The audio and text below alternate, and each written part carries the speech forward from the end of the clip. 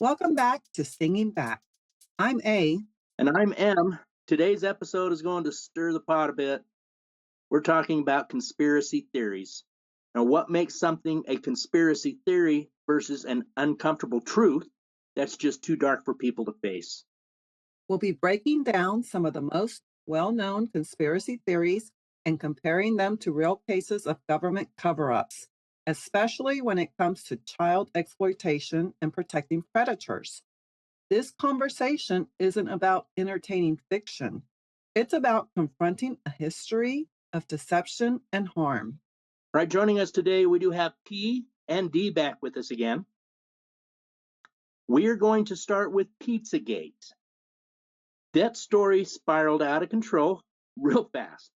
It was based on some leaked emails, misinterpreted symbols, and the idea that elites were trafficking children out of a pizzeria. That theory was debunked. There was no basement, no trafficking ring. But here's the thing, people believed it because they've already seen how real abusers like Jeffrey Epstein had been protected. Exactly. Pizzagate was false, but the emotions behind it were not. People knew something was wrong. Epstein proves it. He was a registered sex offender. People in law enforcement knew that. Prosecutors knew. Politicians knew. And they let him keep going. The mainstream media ignored it until the victims couldn't be silenced anymore. So we have T with us again today. He was with us in episode, I believe, 11 and 12. And then you all should recognize D. He's with us all the time. What do you guys think about that? Do you remember when the Pizzagate stuff was going around? What do you guys think about that? So someone's going to have to refresh my memory a little bit. My broad strokes on Pizzagate, I remember it being something about a pizzeria in Washington, D.C. And then there was some conspiracy theory that powerful elite Democrats were smuggling children or trafficking children out of there. But I was more interested in the QAnon conspiracy theory at the time than the Pizzagate one. But I guess they all meshed together at that point in time because that's how the internet works now. Right. Pizzagate was a QAnon conspiracy. And it Okay. was, yes, there was a story about a pizza place. M, do you remember where the pizza place was? It seems like he's right. I think it was in DC. It was in DC. And I think so. supposedly the pizza place had a basement where the Democrats were sexually abusing children and I guess doing satanic rituals with them. And so some crazy gunman showed up and shot down the place, believing he was saving and protecting children from these evil pedophiles. Oh. And then it turned out that the pizza place didn't even have a basement. Hmm. You never heard that story, D? No, it seems like if that became a really good rumor and everybody knew it wasn't a rumor, they would just simply issue an arrest warrant or a search warrant and just go make the finding that there is no basement. Do you guys know how it came about that pizza became a symbol for child exploitation? No, I've never heard about that. Well, I read somewhere that it has to do, it's about CP, cheese pizza. And so in police departments, when they were ordering, and they're probably doing this after the sting operations too, and who knows, the vigilante groups as well, they order their cheese pizza. They say, we'll have some CP. And we all know what CP also stands for, right? Correct. Mm-hmm. And so supposedly that's where the idea came about, using pizza as a symbol for child exploitation. And so this is the thing with conspiracy theories, is they just promote that kind of simplistic thinking. When you're dealing with conspiracy theories, it's trying to make sense of an increasingly complex world, which is why we're seeing so many more conspiracy theories now. This world is just more and more complicated, and a lot of people either don't have the due diligence, don't have the time because they are working, 3 jobs to put food on the table, who has the time to research all this stuff? And so conspiratorial thinking, because it oftentimes is based on a kernel of truth, in this case, Pizzagate, is there an elite group of rich people who are in fact trafficking children? Absolutely. That is absolutely true. We know that with the Epstein files, among other things. But is it as simple as it's just in the basement in DC? Absolutely not. Is it as simple as it's just the Democrats, it's just the people I don't like? Absolutely not. And that's where conspiratorial thinking takes off, because a lie travels around the world, twice as fast as the truth, to paraphrase a famous saying. And speaking of Epstein, then what happened to Epstein? Well, he gets arrested again and then suddenly dies in custody. The cameras malfunction, the guards fall asleep. It's not a conspiracy to say the system failed those girls. It's a fact. And so, like, something happened recently with Epstein. I have been unplugging myself from the news a little bit, so I am a little unfamiliar. Like, there have been some recent developments in the Epstein case. What exactly happened? Wow, where do we start? Well, I've listened to some of the stories of some of the Epstein victims, and it's really interesting because, the mainstream media they're not really putting out those stories out there. And my own conspiracy theory is that the reason, neither party wants to release the Epstein files, the Democrats didn't release much, and then the Republicans just released the same stuff that the Democrats had already released. So to me, it's pretty clear both sides, have something to cover up. And my guess is that it's because there may be evidence that the government was a part of this. That the government, was probably, well, for sure, covering it up or helping cover it up, but probably also helping sponsor it because from listening to some of these victim stories, I know I heard one say that Jeffrey Epstein told her that he worked for the CIA and he had a file on her and her family. And so basically, she was kidnapped and there was nothing she could do because they had everything on them and she didn't want her family to be hurt. And they made the point, why would the government tell on itself? This was being done by the government. And I don't, it's not proven. That's why I say it may be a conspiracy theory, but it makes total sense to me. I said, I believe I also watched the episode where she essentially said the government was in on it. Yes. What do you think, Em? Well, I think, P's point makes a very good example of where we're trying to go with this. He's isolated himself from the news. And so the information he's getting right now isn't firsthand information. He's getting it from us. And, we're trying to be honest and be truthful of what we have known and what we've seen. But, that's the way everyone should be. You need to be skeptical. Yeah. You hear these stories secondhand, third hand, instead of, we weren't there. We don't know for sure.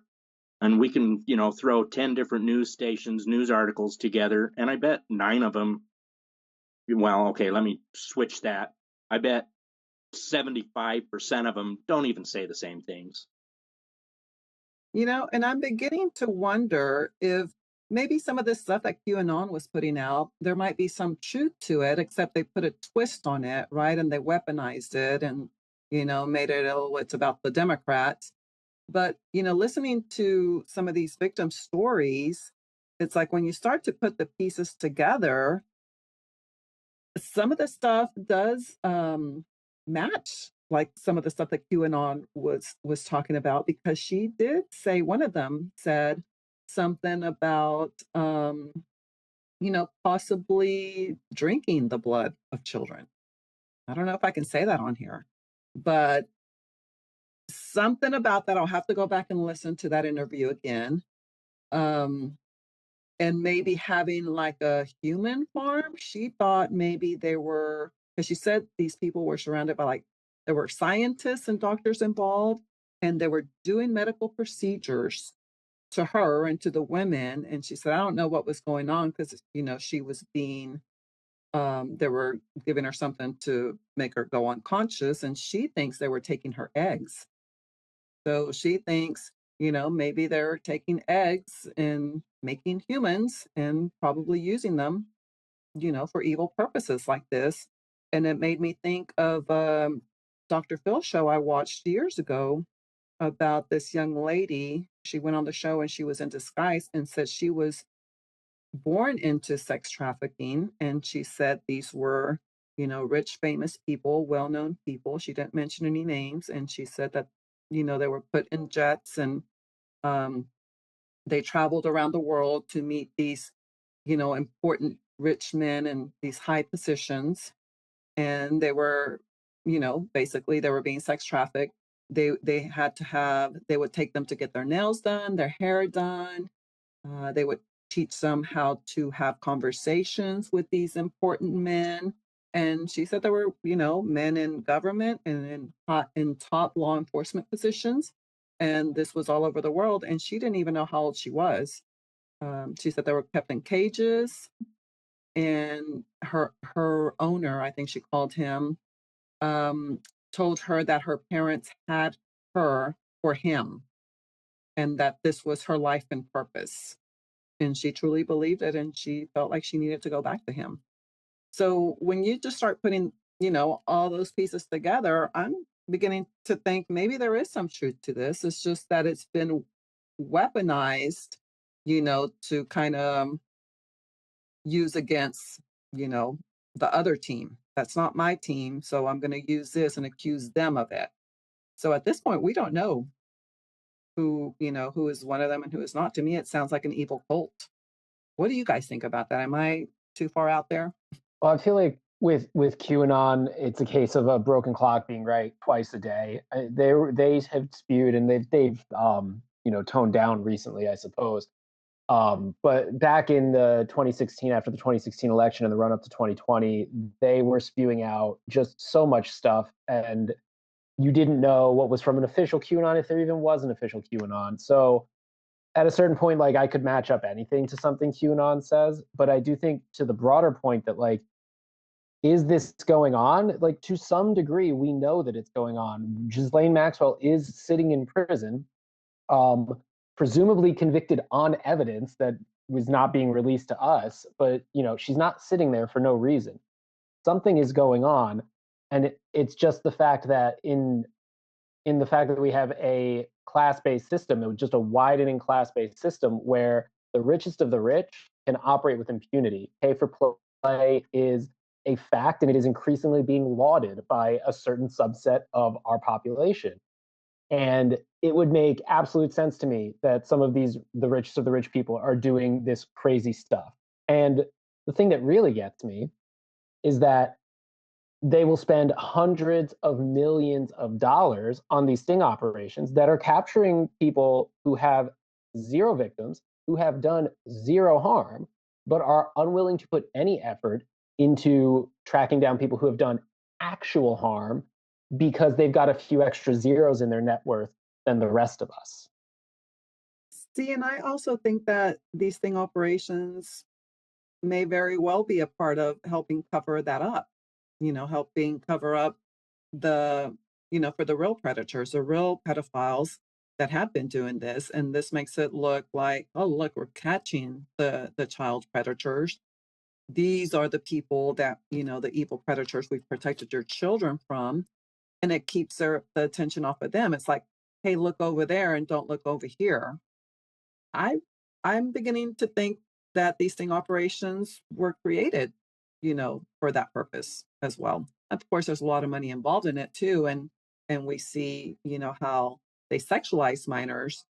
These sting operations are designed to sexualize minors and promote and encourage the sexual abuse of children. So that alone, that's a huge red flag. It's like people need to start paying attention to adults who are sexualizing children like that. And, the public, for the most part, is not aware of that. But this is the uncomfortable truth, right? That M was talking about, and that people really struggle to get comfortable with is that these sting operations are targeting people with no victims. And they are, until the public is willing to come to terms with the fact that they have created a prison industrial complex to the tune of, again, hundreds of millions and billions of dollars a year to arrest people who have in fact done nothing wrong, you're not going to see movement on cases where these rich elites are actually the ones who are committing these offenses, or even the ones who are, if we want to say that the sting operations are a psyop to distract from their child abuse, you're not going to see any movement on that, because it's so much easier to target people like us who have been caught in these unfair sting operations. Yeah, and it very much looks like, even the vigilante groups have had the same training um, that the police officers have had in conducting these sting operations. Because, like, when we compare that to vigilante groups like Alex Rosen, who's with Predator Poachers, or the leader of that group, who actually was just arrested, I believe, in March and is facing a felony charge for, I believe it's felony harassment and then two other misdemeanors. Um, but anyway, these groups, they claim to be saving children, and they're really just luring men online. They're targeting men who are on adult, hookup and sex websites, like you said, not looking for children. They bait them, and then, they lure and entice them using sex. Once it's established that the conversation will be about a sexual hookup, then they do the sudden age drop. Oh, now that, you understand that this conversation is about you and me getting together for sexual purposes, now I need to let you know that I'm only 13. And this is not about saving and protecting children, because that's not even a realistic situation. This is all for clicks.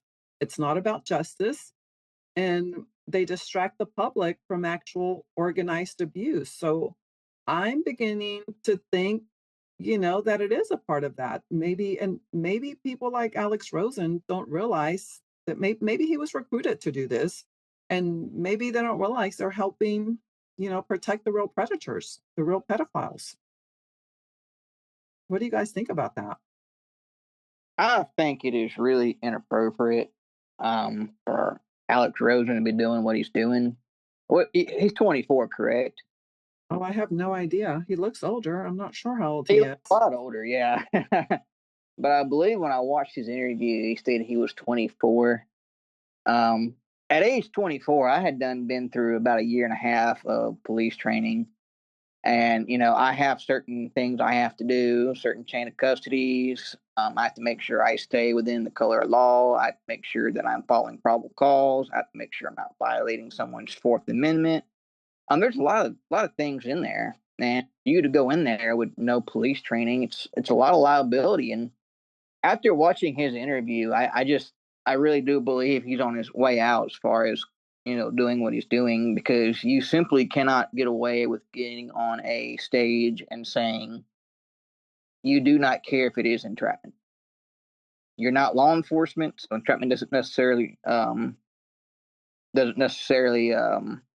count toward you. But a good defense attorney is going to tear that apart. I mean, that was basically like putting a fork in your career right then and there, because the jury's going to watch that and they're going to assume that you're just okay with alienating evidence finding process, and they're going to dismiss cases and you're going to get sued for defamation. It's really what you see what he's going through now with his felony charges, his misdemeanor charges. It only goes downhill from here. Well, and in that same interview, he was talking about the ICAC standards and how he completely disagrees with it anyway. I mean, I can sense that that young man has some degree of integrity. But then I watched some of his older videos where he's going into a protest mob or people who are, freely speaking their opinion on the streets, and he's really just there to heckle them and cause drama for, I guess, views on YouTube or whatever. I'm impressed, but then again, I'm unimpressed. I get you feel like you can do better. I mean, I think anybody could look at the ICAC standards and go, yeah, we can do better. It's one of those things by design. It's not designed to be better. It's designed to make money. Well, and this Alex Rosen guy, he's been criticized a lot too for using actual minors in his sting operations and basically sexualizing them. Like, there was it's been said that he was using, I believe it was his 16-year-old cousin, and he was doing things like having, the minor pose for sexy pictures for him, like take off your shirt and stick out your tongue. He was sexualizing the kid, and he let him, like, he had him unbuckling his pants and removing his pants in front of the camera to supposedly catch a child predator. And they like to mainly target the gay men. They'll use Grinder a lot, and he's known, to be a very angry, hateful man who bashes, the LGBTQ community, and he's like extreme. He's an extremist. And it's also been pointed out that, not only does he sexualize minors in his sting operations by pretending to be, a minor who's desperate for sex, that, they'd go on an adult hookup site to find any random man to solicit them for sex and demand sexual conversations from them like they do in their sting operations. But somebody caught him saying, he said something like, if a hot 12-year-old texted me, and then he stopped himself and he said, not that I think 12, not that I think a 12-year-old can be hot, but you know what I mean. Hold on yourself. That's a Freudian slip right there, you Yeah. know. And so he was criticized for that. And, he probably denies he said it, but I'm sure the video's out there about that. So people, have caught on and have pointed out things like that. You're sexualizing minors, not just real minors, but, you're creating wild fantasies about minors as well. You make this comment about, a 12-year-old being hot. That shows what's on your mind. And then he's also been criticized for, his ways of, he coerces confessions or admissions. Let me read this. It says, viewers have noted that Rosen's tendency to coerce confession admissions through deceptive statements, for example, lying about charges or suggesting he had knowledge of other crimes without evidence. This approach has been described as manipulative and psychologically coercive. We see police officers doing that too in their interrogation tactics when they're interrogating, one of these men after they've arrested them. And and it says in one case, in one case, Rosen told him, I've watched you talk to numerous underage decoys. You must be doing bad things on Telegram. And he kept pushing that narrative as if it was a fact when really it wasn't. And this is exactly what we have seen some of these police officers do. So these people have the same training. They know this is like psychological manipulation and psychological torture.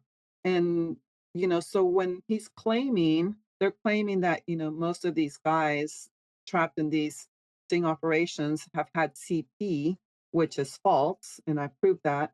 I had back and forth with them on X about that, and I had to provide the proof to show that actually a very low percentage of these men have CP. Now wait, I have to interrupt. Yes. I'm confused. Is it cheese pizza? Cheese pizza. Yes. So suppose so these men have the cheese pizza on their phone. Oh man. Yeah, and that's their argument for these sting operations that they conduct on adult hookup sites, because they keep saying, oh no, but they really are pedos because they have the cheese pizza on their phones when they're caught. And so I had to show them that there was actually Washington State Patrol detective who was no longer there. He resigned. My guess is he got pushed out. Detective Carlos Rodriguez, who started the net nanny sting operations, Who's now with he's with OUR now, right? Oh, he went to Operation Underground Railroad, but then he had a falling out with Tim Ballard, the hero Tim Ballard, who has been accused of sexual assault multiple times. He left them, and then he started another Save the Children organization with some of the Operation Underground Railroad people, some of Tim's relatives, I think. And then he left them too. And last I heard, or last I saw online, is he was working, I believe, at some high school in California as like maybe security or something. And that really made me, I don't know, cringe, because we know he's someone who sexualizes minors, and now he was working around minors. So I don't know where he is now. But I basically told, this Alex Rosen and his minions, hey, if you're telling me if you disagree with this, take it up with Washington State Patrol, because their detectives, under sworn testimony, said that only 6 to 7% had cheese pizza on their devices. And of course, what does cheese pizza stand for? Oh, it's just a CP, right? Certainly there's no support to people who are consuming that type of material, but it goes to show that the vast, and when we say vast, you were talking a 95 to 5% ratio of people who are caught up in this sting have absolutely no victim.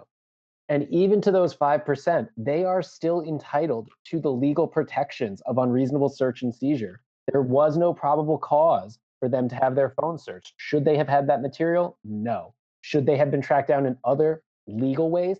Absolutely yes, because it is completely unacceptable to victimize a minor like that. But allowing vigilante mob justice to do it leads to this sensationalization that has people actually thinking the majority of people in these cases have this stuff on their phone, when the opposite is true.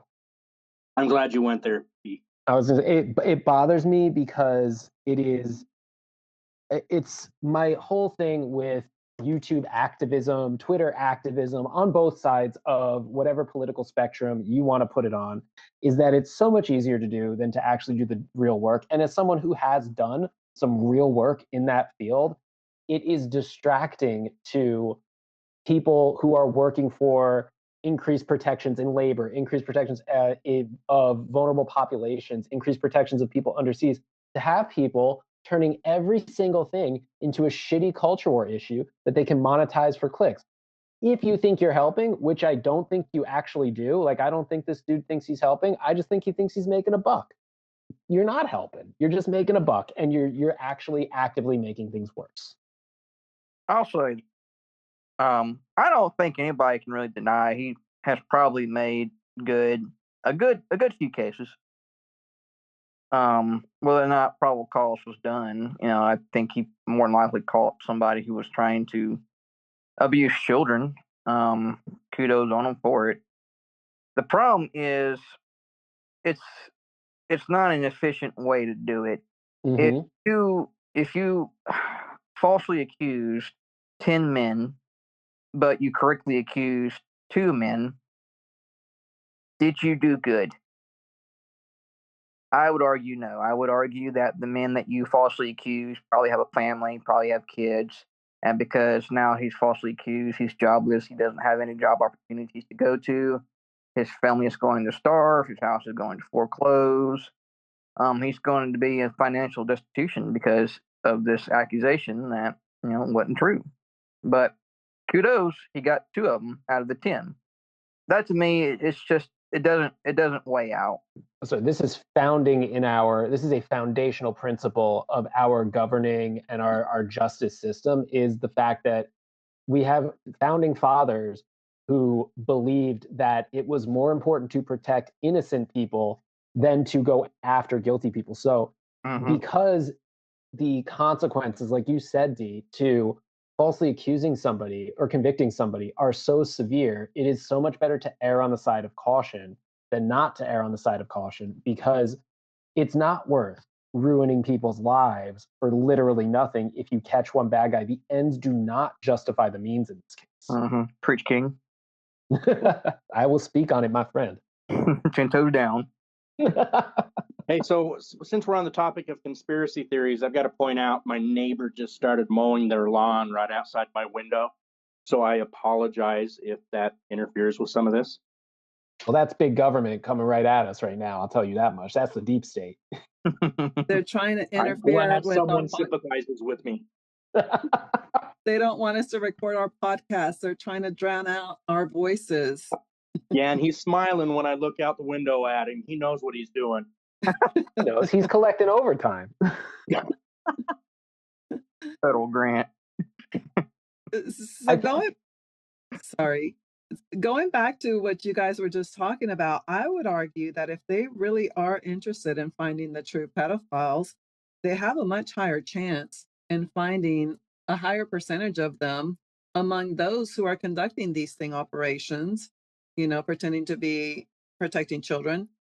Then I'm willing to bet that there is a higher percentage of real ones hiding in that group than you would find in the group of men who use adult hookup platforms or sex platforms, um, who have or would actually sexually abuse minors. That's my true opinion about that. What do you guys think? Wasn't there just a more recent accused pedophile hunter who just got charged with molesting his own daughter? Didn't that just happen? Riley Carter in Ah, Washington. yes. Yeah, he was big on, hating the pedos, and he just got 46 years in prison for being one, that did the real stuff. That's mad projection. And we see it kind of often because I think he's like what the fourth pedo hunter to get arrested and charged with something pretty serious. Oh yeah, there's a list of them, and I mean, to me, the biggest red flag is these are fully grown men who are sexualizing minors, right? Creating these wild fantasies about minors being desperate for sex and justifying it. That's a huge red flag, and people keep ignoring that. I keep saying it. They're sexualizing minors. They're using this to promote and encourage the sexual abuse of minors. They're justifying it. They're defending it, and they get really angry when we speak out against it. Those are all huge red flags. Actually, come to think about it, when Rosen went over there and dressed his 16-year-old up for like this sex thing where he's telling him to take his pants off and stuff like that, is that not a federal crime? Am I hitting here or am I missing? Is that not a federal crime to do that? I don't think it was him that told him to take his pants off. He had him um, in front of the camera talking to an adult man, trying to lure the man to accuse him of being a pedophile. And so he had him talk sexually to the adult man, Ah, and then had him taking his pants off and stuff to show the adult man that he was for real, that he wanted to do sexual things with this adult random stranger. ah. And he let it go that far. Yeah. So he So that, was. that is a federal crime. I actually am not sure that it's a federal. I think that is more of a state level statute, but I could be wrong. Just based on um, how a lot of the federal stuff needs to be a significant act in furtherance of, where the state level stuff, you have a lot of states that do not require a significant act in the furtherance of. So simply saying something is an arrestable, prosecutable offense. Where federally, generally speaking, I don't want to cast a broad net. I am not a lawyer. That is a disclaimer. If you're not taking an act in the furtherance of, it's harder for them to make a case. 18 U.S. Code 2422. Coercion and enticement. It is illegal to persuade, induce, entice, or coerce any minor under the age of 18 to engage in any sexual activity that would illegally under federal state law. So this is the U.S. code. Okay. This U.S. code, I mean, he would technically be committing a federal crime with a penalty of 10 years to life in prison. Yeah, because Alex Rosen put him in that position. He knew very well what was going on, and he encouraged this minor to do whatever it took, that this male stranger he was talking to online, to get him going, to get this man aroused. Alex Rosen, encouraged his minor 16-year-old cousin, you do what you need to, and you take off your pants if you need to. Good God. I mean, that's Yeah, I mean, if sexualizing a that's true, minor. that's gross. So, allegedly, because nothing's been proven. Obviously, but yeah, that's disgusting. Yeah, and Yeah, we do need to point out we weren't there to experience it, and it's all allegedly. We've read about it, not seen any kind of charges or anything on it. oh, he did apologize for it, or and say he did put out a public statement and said that that Oh, was irresponsible of him. So he has admitted to it. Cool. Good. Cool. Yeah, Us and in the discovery to suing us, you'll get charged with a federal crime. I'm yeah. good with Well, but our Right. government has done nothing about it because he claims to be saving and protecting children. And a couple of years ago, I mean, it's been a while. I can't find it anymore, but there was a video on YouTube that it was a podcast that somebody put out and was talking about this Alex Rosen guy. And if I'm correct, I'm pretty sure it was him. It was either him or another vigilante group, but I'm pretty sure it was him because I remember looking him up. And I think they tried to get the men to meet them at Walmart because he's one of these that likes to bash LGBTQ and people at Walmart and stuff like that. He's like one of those extremists. Um, and there was a video of him. He said something really disturbing to just a random woman there, and I don't remember exactly the exact words, but it was something like he had a 3-year-old trapped in his or locked in his basement, and she was in need of vitamin D, and so he was going to give it to her. And when he was, confronted about that, because apparently it was in video and it was out there, and he said, "Oh yeah, he was just joking." But, that takes us back to when he said if a 12-year-old was hot.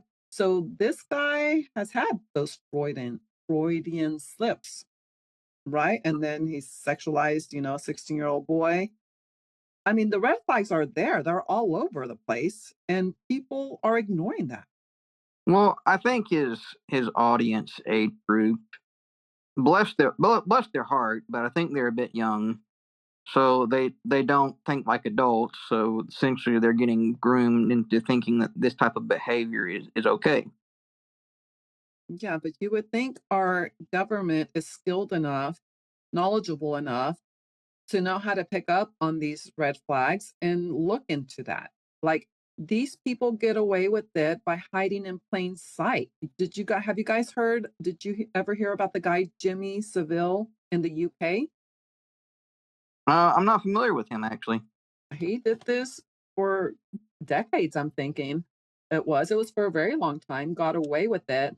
Um, and he was hiding in plain sight. It wasn't until he died that his victims came forward and they figured out that he was doing this, I believe, for decades. He was some kind of famous person in the UK, and this might have been before you were born, Dee. 'Cause Yeah, this was in the 60s and 70s. Seville or Seville, however you say his name, was a kind of a oh gosh, what's his name? Um, oh geez, so he was a DJ. Did a lot of rock music promotions and interactions and interviews. Um, Kind of a flamboyant personality. But if I remember right, he was going to orphanages and girls dis school. right, and molesting at these hospitals and schools, and it was all being covered up because he was such a big profile celebrity. Yeah, and I think I saw the video on Netflix, so there's a big documentary about it there. And he was doing it under the guise of helping the children, right? He was Right. going to these girls' schools, to help the children, and he would, I don't know, do activities with them and maybe take them food and take them out to eat or things like that. He was grooming them. But again, I mean, he was hiding behind the I'm doing good things for children, and Hmm. the BBC protected him because of who he was. And in the U.S., there's a Franklin scandal, which involved allegations of child cheese pizza ring leaked to politicians and multiple witnesses, which ended up dead and discredited. That's Hmm. another one we'll have to look deeper into. Franklin scandal. I need to look up the Operation U Tree, YEWTREE. Have you guys heard of that one? Tree was the Jimmy Savile, the big investigation post his posthumous investigation that the British government Oh, okay. organized. So that's more So the it's civil. Okay. So that is yeah, what it's they called related. it. Okay, that makes sense. But yeah, it took years for the truth to come out. And these weren't random men caught on the internet. They were celebrities and powerful men with access and impunity. This episode will be broken up into two parts because it's long. So that concludes part one. Next week, we will post part two to this episode. So please tune back in next week to catch the second part of this episode. Until then, stay vigilant and keep stinging back.